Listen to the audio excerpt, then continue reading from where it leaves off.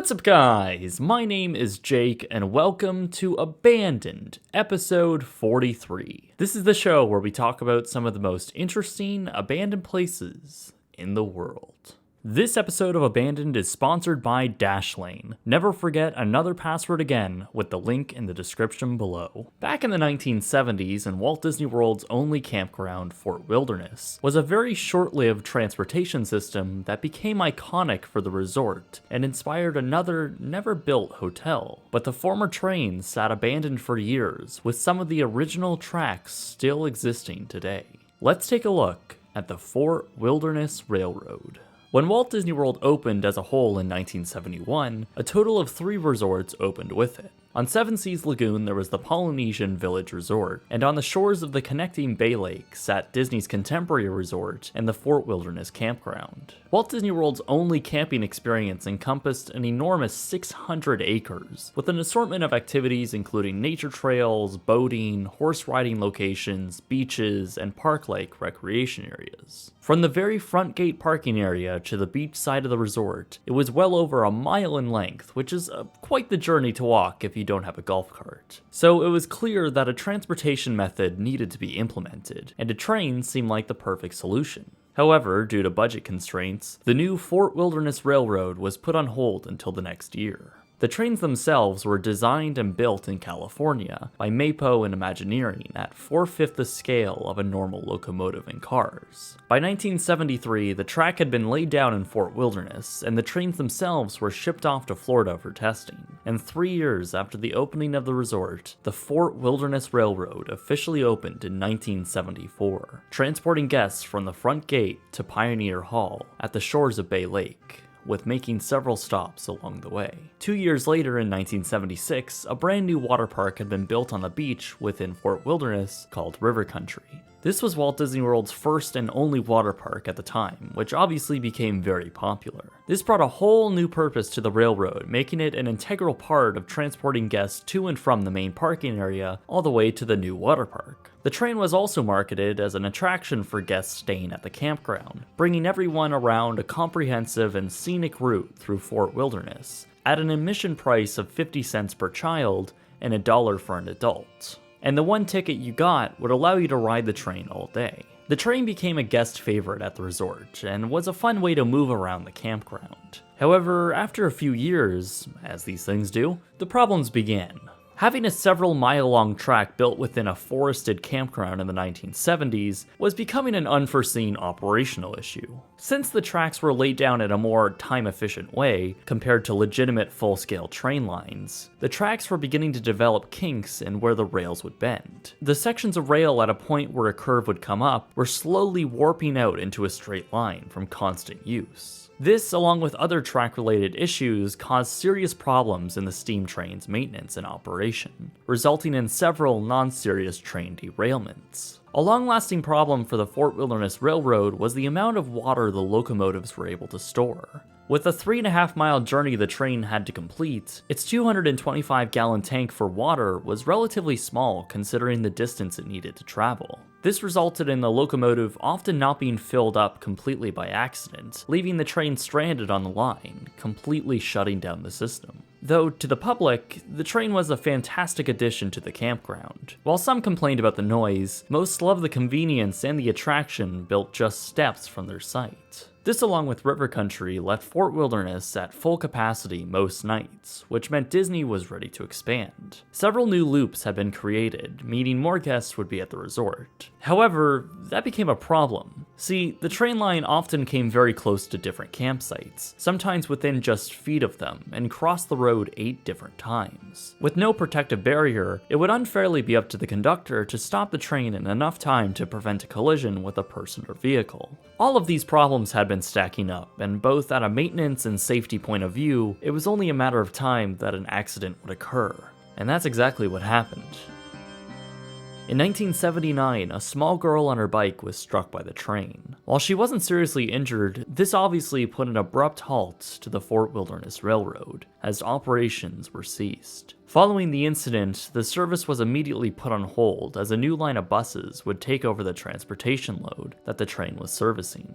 While it wasn't known if the railroad would ever return, and even pushes from the top executives at Walt Disney World to bring it back, the company just couldn't justify the costs and the measures needed to be taken for safety. It's one thing to have a relatively controlled train line in the Magic Kingdom where you can contain guests, but it's a little different to have a train line in the middle of a campground. So the Fort Wilderness Railroad closed permanently after just 5 years of operation. Though, to be fair, it does make a lot of sense as to why Disney would shut it down. The company was already heavily involved with the planning and constructing of Epcot Center, and for a campground bringing in little cash flow with a transportation system that is in constant need of maintenance and trained cast members along with a constant safety risk, it just wasn't worth the money or liability of continuing to keep a train system going where a bus could do the same, arguably even better job at transporting people. Remember, this was also at a very bad financial time for the company, as Disney as a whole was in serious trouble. This was all before Michael Eisner took over. So the railroad ceased operations permanently, and everything was sort of just left there. By 1983, the road crossings of the track had been paved over, and various passenger cars, along with 1,000 feet of track, were donated. The rest of the locomotives and cars were put in storage, while the remaining track was left to rot away. Though as the mid-1980s came in, most of the track in obvious plain view of guests had been removed and replaced with sidewalks or vegetation. As for the trains themselves, well, they were in storage sitting unused in the event they would ever be needed again. And actually, a brand new opportunity came to light by Imagineers that might have just done that, along with a new Fort Wilderness Railroad. In 1990, Disney officially announced the Wilderness Lodge and Buffalo Junction resorts. Disney's Wilderness Lodge was the first and set to take a parcel of land right next to Fort Wilderness. The 700-room deluxe resort was a brand new, beautifully designed property, themed after the Pacific Northwest, perfectly accenting Fort Wilderness. Now, the other planned resort, which you probably haven't heard of, was called Buffalo Junction, or was also referred to Fort Wilderness Junction. This was part of Disney's master plan for the two resorts, acting as phase 2 of the project. Now, the fascinating part about this proposed hotel was the fact that this was a moderate resort planned to be built within the Fort Wilderness campground around the beach area. This several building 600-room hotel would be themed to the Old West, comprised of 7 different buildings all around 2 or 3 stories high. Each structure would have a western town facade with standard hotel rooms inside. Now, the master plan for these two resorts would have a grand circle train loop connecting the two, proposed to bring back the Fort Wilderness Railroad in a new form. This concept actually came quite close to becoming reality, with the only stipulation being that the company waits for the completion of Wilderness Lodge to move on to the next phase. However, by the time that came, it was 1994, and Disney just wasn't all that enthusiastic on the idea due to cost. And the Wilderness Junction Resort, along with the railroad, had been abandoned. You can likely thank Paris for that one as well. You know, it would really be nice to have a moderately priced hotel close to the Magic Kingdom. I guess I'll just have to stay at Grand Floridian. Oh. Jeez.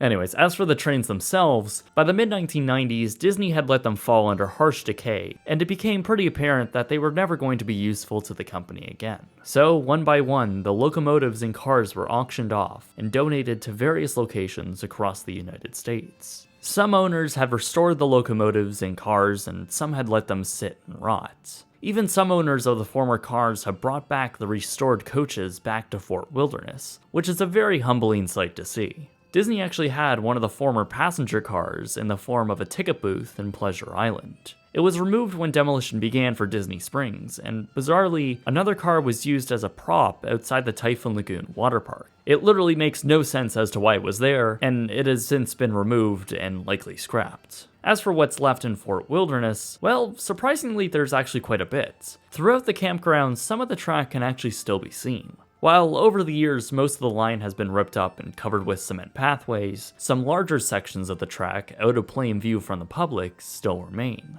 Even after 40 years, train tracks with iron rails are left rusting away in the wilderness. Other remnants closer to the campsite still have stone hills and rotted railroad ties. Actually, if you're ever in the area and you want to check them out, right on Loop 700 is a pet walking trail which will take you right past the former train line. It's completely in guest areas, and it's a convenient and safe way to view some Disney history. And that's all that's left of the once iconic, yet little known railroad within a Disney resort. While for many it became the experience to get to River Country, it was also its own attraction, giving guests an interesting journey through Fort Wilderness. But after only a few years of operation, the railroad just proved to be too costly and dangerous to keep going. And even now, 4 decades later, the evidence of the iconic yet little known Fort Wilderness Railroad still remains to this day, and potentially for even more years to come.